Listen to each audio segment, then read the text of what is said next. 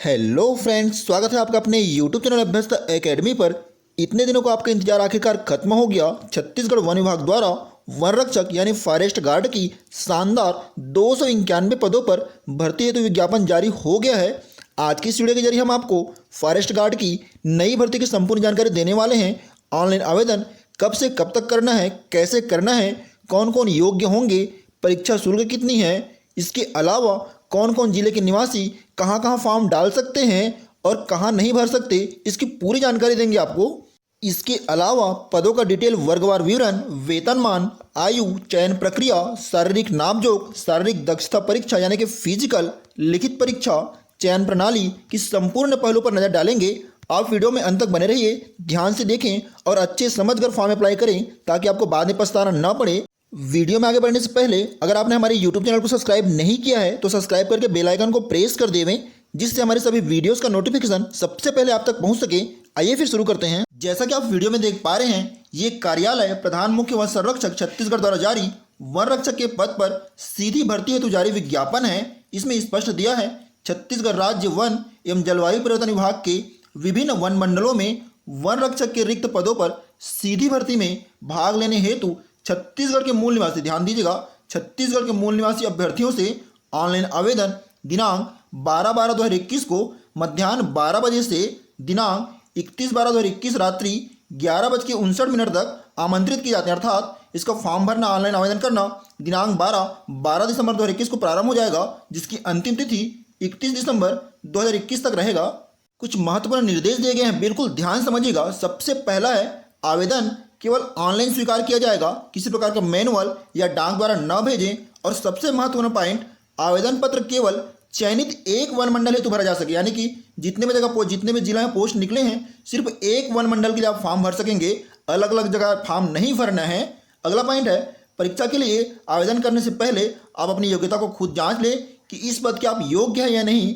अगला पॉइंट है, ऑनलाइन आवेदन के संबंध में है, जिसमें दिया गया है कि अनुसूचित जाति, अनुसूचित जनजाति, अन्य पिछड़ा वर्ग के लिए 250 रुपये निर्धारित किया गया है और बाकी अन्य शेष श्रेणी के लिए 350 रुपये शुल्क ऑनलाइन आवेदन के लिए निर्धारित किया गया है।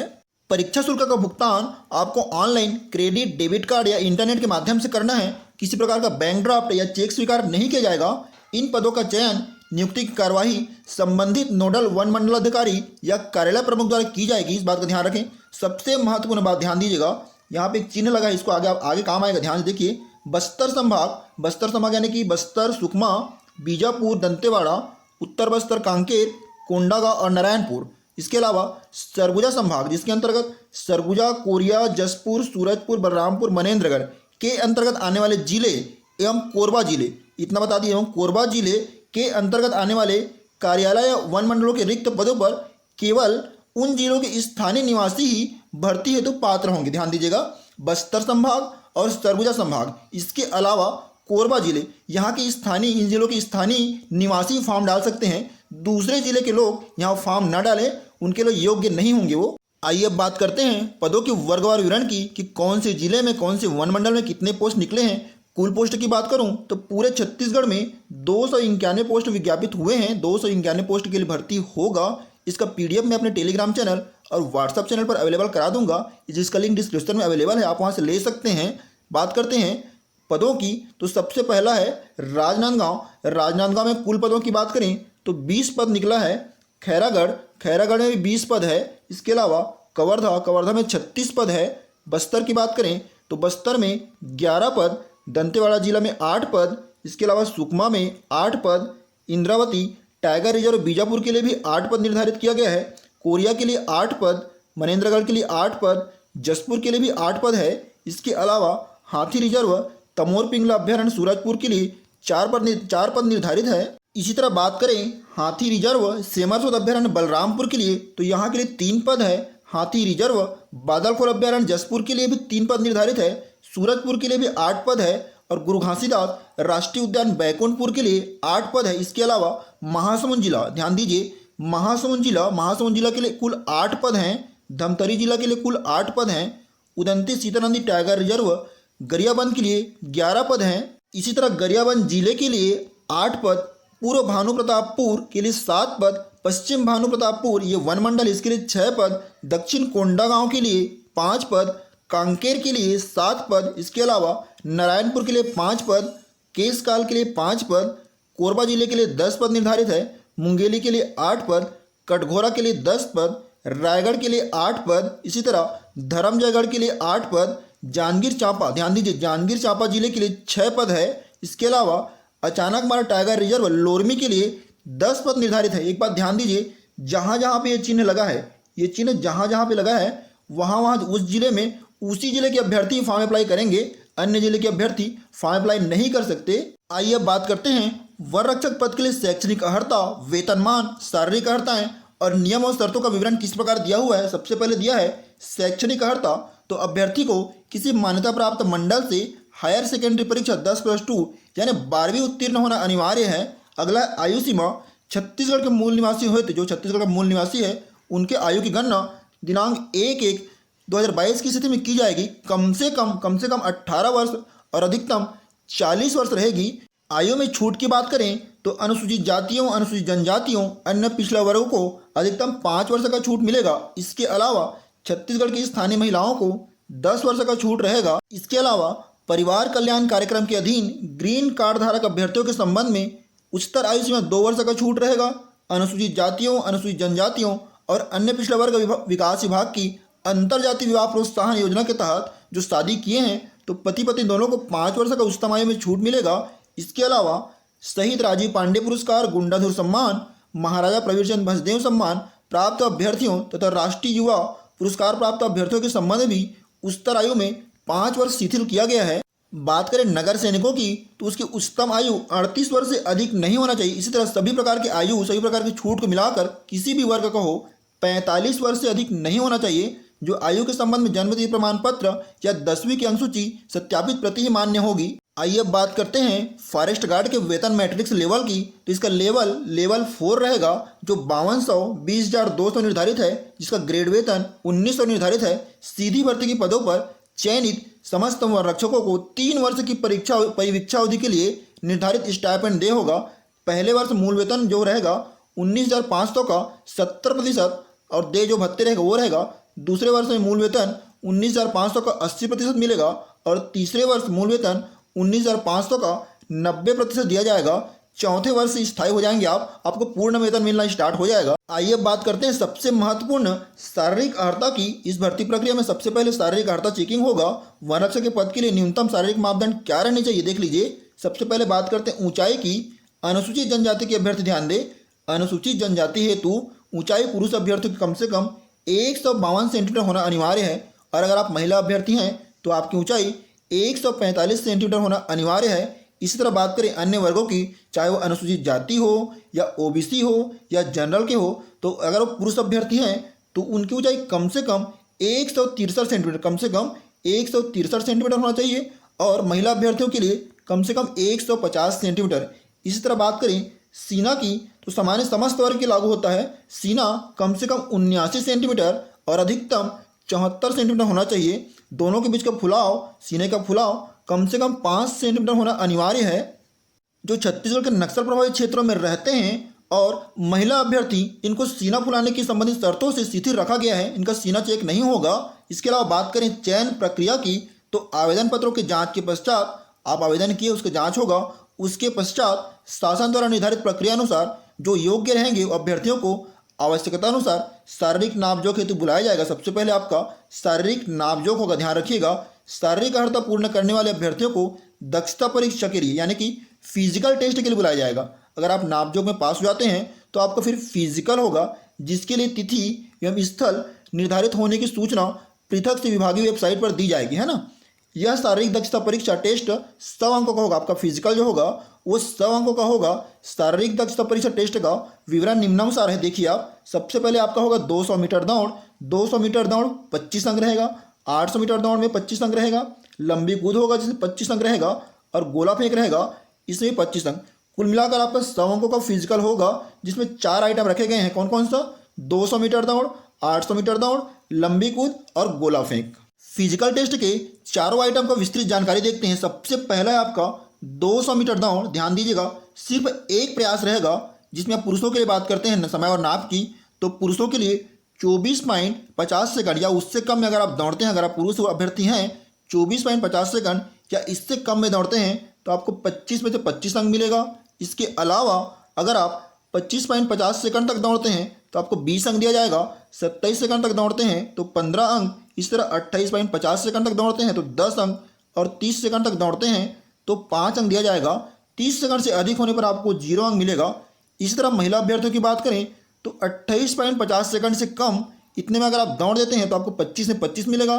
30 सेकंड तक दौड़ते हैं तो आपको 20 अंक मिलेगा। 31.50 तक दौड़ते हैं तो 15 अंक।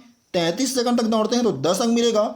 34.50 तक दौड़ते हैं तो 5 अंक। अगर आप 34.50 से अधिक समय लेते हैं तो आपको इस आइटम में इस प्रतिस्पर्धा में आपको 0 अंक दिया जाएगा, ध्यान दीजिएगा। इसी तरह बात करें 800 मीटर दौड़ की, इसमें भी सिर्फ एक प्रयास रहेगा। इसमें सिर्फ एक प्रयास मिलेगा। समय आपका पुरुष अभ्यर्थियों का 2 मिनट 10 सेकंड या कम, 2 मिनट 10 सेकंड या इससे कम में अगर आप दौड़ देते हैं तो आपको 25 में 25 मिलेगा। 2 मिनट 20 सेकंड तक दौड़ेंगे तो 20 अंक दिया जाएगा। 2 मिनट 30 सेकंड तक दौड़ेंगे तो 15 अंक। 2 मिनट 45 सेकंड तक दौड़ते हैं तो 10 अंक। 3 मिनट तक आपको 5 अंक मिलेगा। 3 मिनट से अधिक समय लेंगे तो आपको कोई अंक नहीं मिलेगा। बात करें महिला अभ्यर्थियों की तो 3 मिनट 10 सेकंड तक दौड़ते हैं तो आपको 20 अंक। 3 मिनट या उससे कम में दौड़ते हैं तो आपको 25 अंक मिलेगा। इसी तरह 3 मिनट 25 सेकंड तक आपको 15 अंक। 3 मिनट 40 सेकंड तक दौड़ते हैं तो 10 अंक। 4 मिनट तक दौड़ते हैं तो आपको 5 अंक मिलेगा और 4 मिनट से अधिक समय लेते हैं तो आपको कोई अंक नहीं दिया जाएगा। अगला स्टेप है लंबी कूद। इसमें आपको 3 प्रयास मिलेगा, ध्यान दीजिएगा। 3 प्रयास मिलेगा। पहले प्रयास में अगर आप असफल होते हैं तो दूसरा मौका मिलेगा। दूसरे में अगर आप फाउल हो जाते हैं, कुछ हो जाते हैं तो आपको तीसरा मौका मिलेगा। इसका मापदंड समझते हैं लंबी कूद की। 5.50 मीटर या अधिक अगर आप पुरुष अभ्यर्थी हैं तो 5.50 मीटर या अधिक कूदते हैं तो आपको 25 अंक मिलेगा। 5.25 मीटर तक कूदते हैं तो 20 अंक और 4.75 मीटर तक कूदते हैं तो आपको 15 अंक। इसी तरह 4.25 मीटर तक में 10 अंक। 3.75 मीटर तक में आपको 5 अंक और 3.75 मीटर से कम कूदते हैं आप तो आपको कोई अंक नहीं मिलेगा। महिला अभ्यर्थी अगर 4.25 मीटर या अधिक कूदते हैं तो 25 में 25, 4 मीटर तक में आपको 20 अंक मिलेगा। इसी तरह आपको 2.50 मीटर से कम कूदने पर कोई अंक नहीं मिलेगा। बात करें गोला फेंक की तो गोला फेंक में भी 3 प्रयास मिलेगा।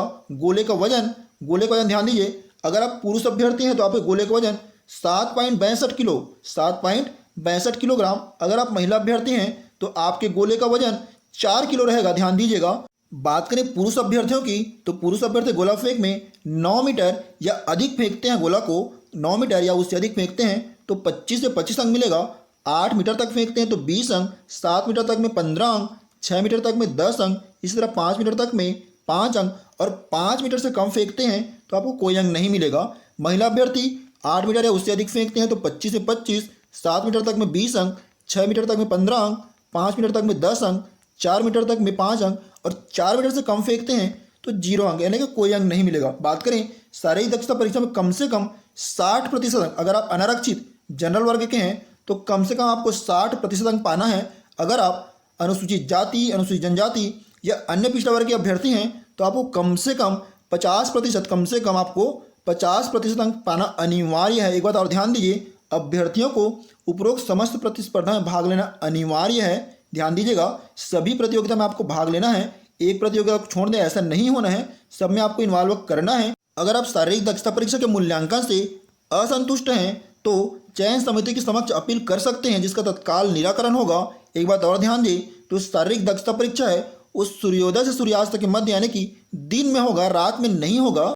PDF, daily GK, current updates और किसी प्रकार के नोट्स के लिए आप हमारे टेलीग्राम या व्हाट्सएप चैनल पर जुड़ सकते हैं, जिसका लिंक हमने डिस्क्रिप्शन में दिया है। अब बात करते हैं लिखित परीक्षा की, तो ध्यान दीजिएगा। तो सबसे पहले आपका शारीरिक नापजोख हुआ, फिर शारीरिक दक्षता परीक्षा हुआ। तो कुल पोस्ट कितने हैं? 291 कुल पोस्ट है आपका। 291 के 15 गुना, 291 के 15 गुना अभ्यर्थियों को लिखित परीक्षा के लिए बुलाया जाएगा। 15 गुना कितना होता है आपका? 15 गुना होगा आपका 4365। 4365 अभ्यर्थियों, कुल 4365 अभ्यर्थियों को लिखित परीक्षा में बैठने का मौका दिया जाएगा। जो लिखित परीक्षा है, ध्यान दीजिएगा, लिखित परीक्षा 100 अंकों का होगा, जिसकी अवधि 2 घंटे होगी, यानी कि 2 घंटे में आपको 100 अंकों के पेपर को दिलाना है। इसमें सामान्य ज्ञान, बुद्धि क्षमता, विश्लेषण क्षमता और अंकगणित के प्रश्न पूछे जाएंगे जो वस्तुनिष्ठ प्रकार के होंगे। ध्यान दीजिएगा, वस्तुनिष्ठ जो वैकल्पिक प्रश्न होंगे, सामान्य ज्ञान के, रीजनिंग के और गणित के प्रश्न आएंगे। अब बात करते हैं बोनस अंक की। बोनस अंक किसको किसको दिया जाएगा, तो सबसे पहले बात करें, बोनस अंक आपको 5 अंक दिया जाएगा। अगर विशेष योग्यता है तो 10 अंक से अधिक आपको बोनस अंक नहीं दिया जाएगा। किसमें बोनस अंक मिलेगा, ध्यान दीजिए। सबसे पहला है एनसीसी का सी सर्टिफिकेट। एनसीसी का सी सर्टिफिकेट का न्यूनतम बी ग्रेड का प्रमाण पत्रधारी होना चाहिए। राष्ट्रीय स्तर पर खेलकूद में प्रवीणता केवल ओलंपिक एवं एशियाई खेलों की सूची में शामिल खेलों की अखिल भारतीय स्तर की प्रतियोगिताएं हो जिनका सीधा संचालन उस खेल के अखिल भारतीय संघ के द्वारा किया जाता है। अगला है टीम स्पर्धा। अब ध्यान दीजिएगा, टीम स्पर्धा में केवल विजेता एवं उपविजेता के लिए है। केवल विजेता, अगर आप केवल विजेता हैं या उपविजेता हैं तब आपको बोनस अंक दिया जाएगा। व्यक्तिगत स्पर्धा में प्रथम 3 स्थान प्राप्त खिलाड़ियों को ही बोनस अंक पात्रता होगी। प्रथम 3 स्थान यानी कि आप फर्स्ट आए हैं, सेकंड आए हैं या थर्ड आए हैं तभी आपको बोनस अंक दिया जाएगा, अन्यथा नहीं।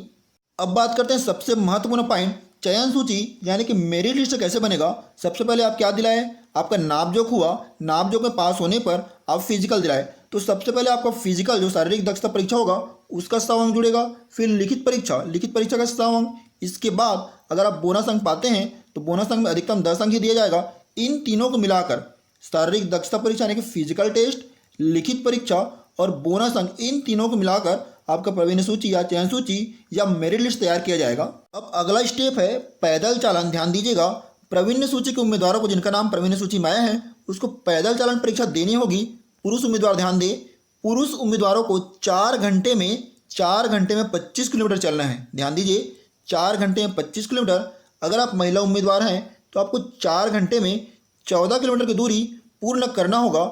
इस परीक्षा के लिए कोई अंक नहीं है। ध्यान दीजिए, कोई अंक नहीं है लेकिन जरूरी है। लेकिन निर्धारित समयावधि में दूरी पूर्ण नहीं करने पर नियुक्ति हेतु पात्र नहीं होंगे। इसमें कोई अंक नहीं है लेकिन अनिवार्य है इसको पास करना। भर्ती के संबंध में कुछ महत्वपूर्ण नियम और शर्तें दिया गया है जिनको आपको जानना जरूरी है। सबसे पहला है आवेदक को सक्षम अधिकारी द्वारा जारी छत्तीसगढ़ का मूल स्थानीय निवासी होना मान्य किया जाएगा। इस हेतु सक्षम अधिकारी द्वारा जारी प्रमाण पत्र संलग्न करना होगा। अगर आप छत्तीसगढ़ के मूल निवासी हैं तो आपको मूल निवासी प्रमाण पत्र जरूर अटैच करना है। दूसरा है बस्तर सरगुजा संभाग के अंतर्गत आने वाले जिले, इसके अलावा कोरबा जिले के अंतर्गत आने वाले वन मंडलों के रिक्त पदों पर केवल इन जिलों के स्थानीय निवासी ही पात्रता होगी, अन्य जिले के फॉर्म अप्लाई नहीं कर सकते यहाँ पर। अगला है अनुसूचित जाति, अनुसूचित जनजाति एवं अन्य पिछड़ा वर्ग के उम्मीदवारों को जाति संबंधी प्रमाण पत्र सक्षम अधिकारी द्वारा जारी किया। अगर आप जाति प्रमाण पत्र डालते हैं, अटैच करते हैं, तभी आप ये आरक्षित जो पद हैं उसमें अप्लाई कर सकेंगे, अन्यथा आप अनारक्षित में डाल सकते हैं। अगला पॉइंट है कोई भी उम्मीदवार जिसने विवाह के लिए नियत की गई न्यूनतम आयु पुरुष हेतु 21 वर्ष और महिला हेतु 18 वर्ष से पहले विवाह कर लिया है तो इस पद के लिए योग्य नहीं होंगे। अगला है चयनित अभ्यर्थियों को जिला चिकित्सालय के चिकित्सा बोर्ड से स्वास्थ्य फिटनेस प्रमाण पत्र, मेडिकल टेस्ट जो प्रमाण पत्र है वो लेना आवश्यक होगा। शासकीय अर्धशासकीय संस्थानों में कार्यरत कर्मचारियों को अपना आवेदन पत्र नियोक्ता के अनापत्ति प्रमाण पत्र सहित प्रस्तुत करना अनिवार्य है, अन्यथा विचारणीय नहीं होगा। अगर आप शासकीय कर्मचारी हैं तो अपने विभाग से आप एनओसी अनापत्ति प्रमाण पत्र जरूर बनवा लें। अगला महत्वपूर्ण पॉइंट है कोई भी उम्मीदवार जिसके पास एनसीसी का सी सर्टिफिकेट न्यूनतम बी ग्रेड का एवं खेलकूद में निर्धारित प्रवीणता प्रमाण पत्र हो तो उसकी स्वप्रमाणित प्रतिलिपि संलग्न करना है। आवेदन पत्र के साथ संलग्न सभी प्रमाण पत्र स्वप्रमाणित सेल्फ अटेस्टेड होंगे। किसी प्रवर्ग में महिला अभ्यर्थी उपलब्ध न होने पर वह पद उसी प्रवर्ग के पुरुष उम्मीदवारों से भरा जा सकेगा। किसी प्रवर्ग में भूतपूर्व सैनिक अभ्यर्थी उपलब्ध न होने पर वह पद उसी प्रवर्ग के उम्मीदवार से भरा जा सकेगा जिस प्रवर्ग के लिए वह आरक्षित है। दोस्तों, इस वीडियो के जरिए हमने वन रक्षक यानी कि फॉरेस्ट गार्ड की संपूर्ण भर्ती प्रक्रिया की जानकारी आप तक पहुंचाई है जो आपके लिए निश्चित रूप से लाभदायक रहेगी। वीडियो अगर आपको पसंद आया हो तो लाइक करना बिल्कुल ना भूलें। आगे की वीडियो में हम इसकी सिलेबस, इसकी तैयारी कैसे करनी है, फिजिकल की, लिखित परीक्षा की संपूर्ण विवरण देंगे। आप अगले वीडियो का वेट कीजिए। आप हमारे टेलीग्राम चैनल से भी जुड़ सकते हैं। अगर आप हमारे यूट्यूब चैनल को सब्सक्राइब नहीं किए हैं तो सब्सक्राइब करके बेल आइकन को प्रेस कर दीजिए। वीडियो में अंत तक बने रहने की धन्यवाद। जय हिंद दोस्तों।